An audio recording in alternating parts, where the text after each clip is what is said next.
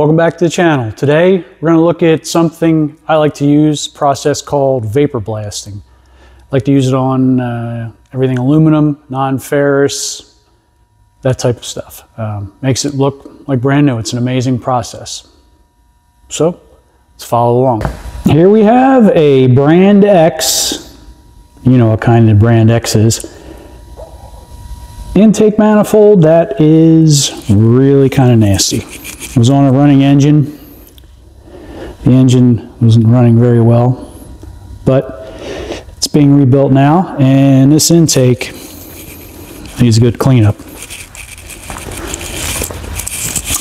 I'm fortunate to have a local guy who does the vapor blasting for me. He's done a few other projects that I've been working on, different intakes and things, and it really comes out amazing. So what I'm going to do, run this intake over, have him work his magic, and see how it comes out. The vapor blasting process uses anything from a real fine glass bead up to a more coarser grit sand mixed with water that creates a slurry.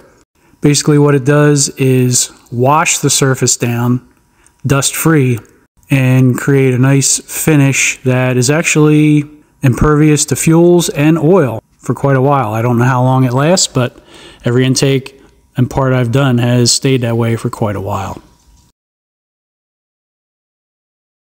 This is an intake I did not long ago. Came out like brand new. Also, I used it on metal parts as well. Several days later. Here's the finished product. All in all, it came out pretty nice. The vapor blasting is what some people call a restorative process, where it brings back the original finish or close to the original finish of the aluminum after it's been cast. However, this one was hit pretty hard over the years with probably sandblasting, bead blasting. It's been worked on quite a few times, but all in all, not too disappointed with the finished product. I think it came out pretty well. I've seen other intakes that have come out better, but all in all, pretty happy with it. Kind of give you an idea what it's going to look like after you get the process done on your intake. Thanks for watching. Don't forget to like, comment, and subscribe to the channel.